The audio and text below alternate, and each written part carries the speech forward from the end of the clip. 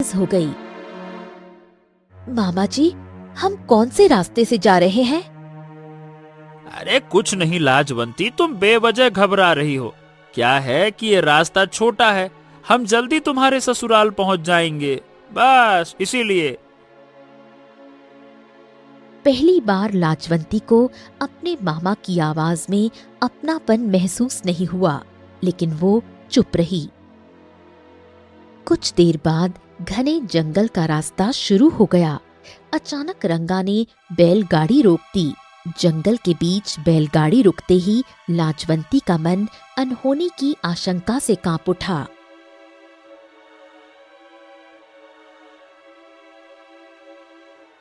बाबा जी, बैलगाड़ी यहाँ क्यों रुकवाई? हाँ बेटा, बैलगाड़ी रोक दी। इसलिए रोक दी बेटा क्योंकि ये जो संदूक है ना, ला बेटा ये मुझको दे दे। ला लाजवंती, दे दे दे दे।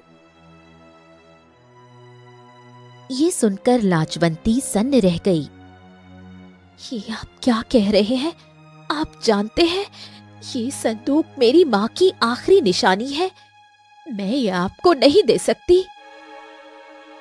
ओहो, अब देख, मैं कोई लड़ाई झगड़ा झीना झपटी ये सब अच्छा नहीं लगेगा। हम मामा भांजे हैं ना, अच्छा नहीं लगता है ना। ला, क्या है कि तुझे ये संदूक मुझे देना ही पड़ेगा। अब तुम्हारे पास कोई दूसरा रास्ता तो है नहीं।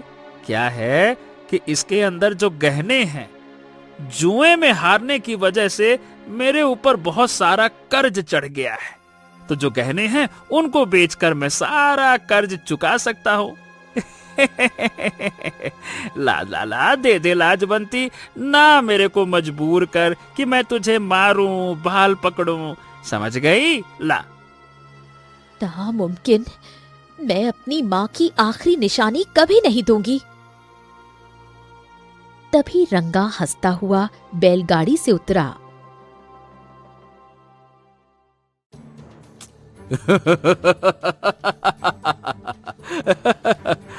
अरे ओ लाजो, मेरे दिल की रानी, अब तू कुछ नहीं कर सकती है रे। शादी से पहले जो मैं ना कर पाया वो अब करूंगा, वो भी तुम्हारे मामा की इजाजत से। क्यों मामा, बोलो हाँ? देखा।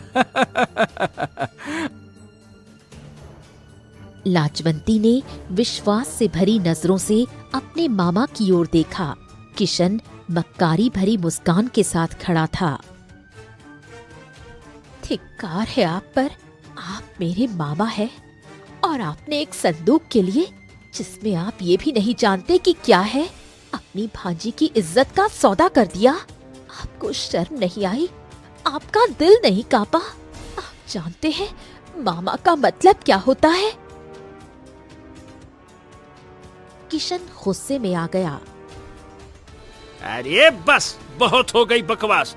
इसका संदूक छीन लो, उसके बाद जो मन में आए कर लेना।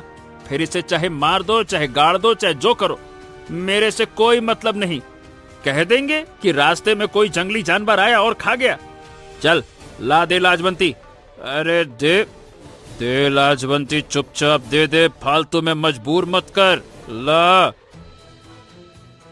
मेरे पास मत आओ, मुझे छोड़ दो।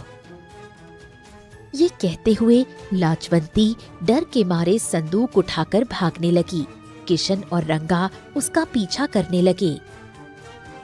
अरे पकड़ उसे रंगा, पकड़, छोड़ना नहीं इसको, पकड़ इसको। ए लाजवंती, रुक जा, अरे रुक जा। मैं किस मुसीबत में पड़ गई। आज मेरा अपना मामा ही मेरी जान का दुश्मन बन गया है। ऊपर वाले, मेरी रक्षा करो। भागते भागते लाजवंती एक वीरान गुफा में पहुंची। गुफा के अंदर एक गहरी खाई भी थी। जैसे ही रंगा लाजवंती के करीब आया, अपनी इज्जत बचाने के लिए उसने हाथ में पकड़े संदूक से रंगा के सिर पर वार कर दिया। रंगा का सिर चकराया और वो खाई में गिर गया, जहां से वापस आना नामुमकिन था। उसी समय किशन वहां पहुंचा।